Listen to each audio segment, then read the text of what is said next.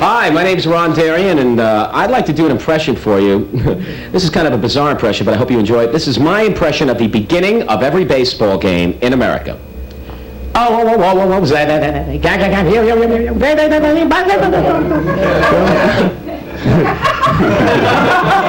Yeah, kind of cute. I thought so too.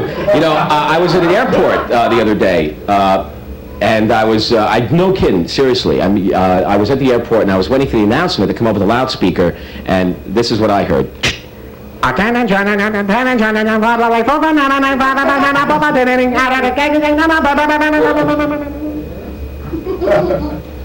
What?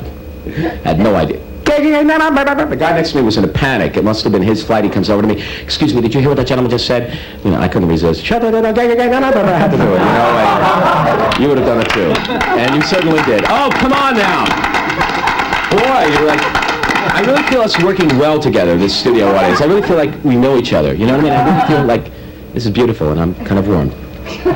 But you know, my big 10th high school reunion is coming up, and I was looking through the yearbook to get familiar with the faces and the names again, and I came across my picture in the yearbook, which reminded me of why I never asked anyone to sign my high school yearbook. It's because my yearbook picture turned out like this. Say cheese, no wood. Great picture.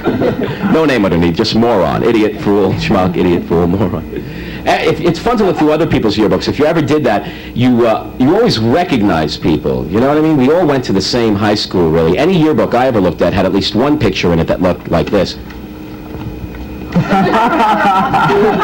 Yeah, remember this guy? This is the guy, sure you do. This is the guy who took Calculus 2000 when he was in high school. A very bright guy. They had to fly in a professor from another planet to tutor this gentleman. Very bright. Had his own hallway off to the side. Very, very bright guy. I ran into the guy in my high school that was voted most likely to succeed this summer. I've been out of high school for 9 years. I ran into this guy, Danny Peters, and that's not his real name. His real name's Danny Squire, but I say Danny Peters because he probably wouldn't want me to mention his name on this. So I was curious. I said, Danny, how you doing? And this guy always had an attitude. You know, I said, Danny, how you doing? He goes, how am I doing? Fantastic. I'm working on a deal with the Sunoco Corporation to spearhead their new gasohol research and development program. Yeah, I went, Danny, that's great. Lots of luck, really. Can you fill up the tank? I got to get moving. Yeah, he was.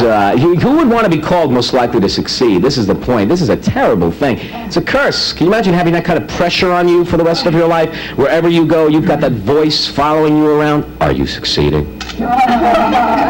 Are you? They said you would. Are you making more money? More. Look at me when I'm talking to you. What is it? I think they call that incentive. Isn't that wonderful? Yeah. Charles Manson. Hi, how are you? Let's kill somebody. Okay, let's go. Yes. Yeah, I think, you know, Charlie has a lot of hands around his head. A lot of folks are talking to Charlie. He's not a lonely guy, put it that way. I am fascinated by the people that are like ready to go over the edge with one little push. Did anyone see Friday the 13th Part 3? What a classic film this is.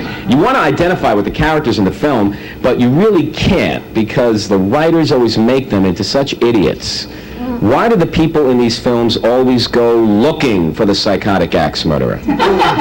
They really want to find this guy, you know, and they always take a flashlight with them, which is the weapon I would choose if I were going to look for it. Great choice of defensive weapons. I think when they're leaving the house that night, should I take the flamethrower, the machete? Nope, the flashlight. Yeah, okay, I'm ready. I think we understand why there's such a high mortality rate in these films. They're out, the guy's out in the middle of the field with the flashlight. I know there's a psychotic axe murderer around here someplace. Maybe if I keep walking backwards, I'll bump into him. A door. Maybe he's behind it. Think I'd better check. Should I go to that orgy?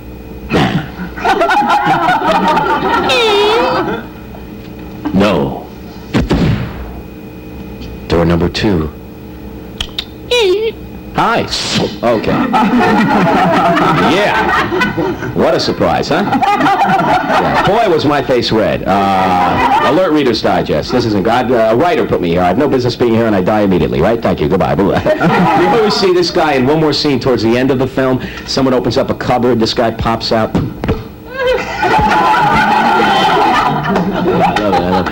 I love the very normal reaction that the person who sees this has. They stand there for about an hour and scream.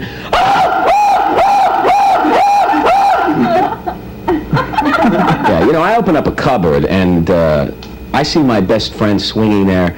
I'm out of there, you know. I'm funny that way. It's a trait I have, you know. You're my best friend, you're dead. Goodbye, okay? Because the guy could still be in the room, you know. Yeah, oh, okay. Yeah, he's my friend. Yeah, we'll swing together now, I guess. Right? Can you hang us up next to each other? You know, come on. It's got a little bit of reality in here. Okay.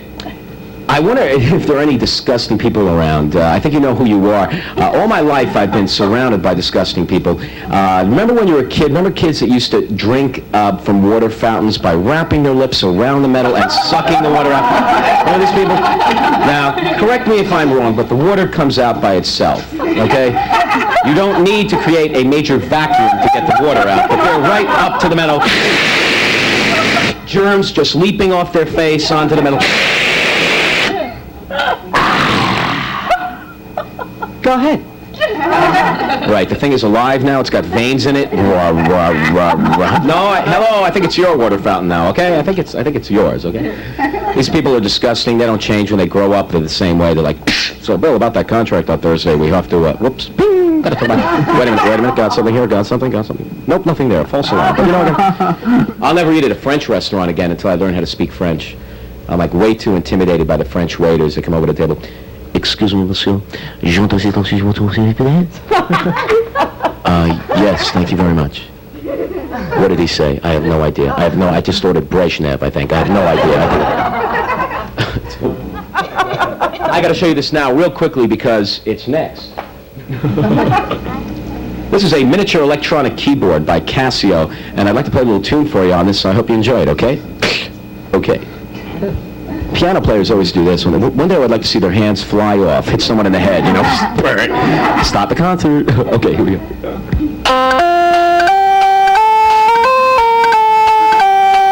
Everybody!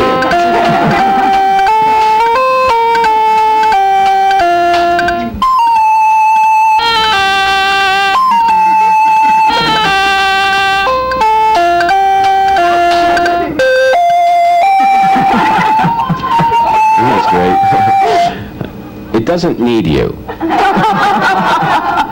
Why buy it, you know? Let it buy itself. That's my attitude.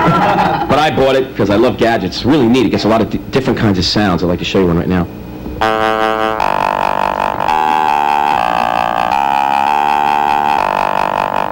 Coming to you soon. A movie so scary, it only has low notes.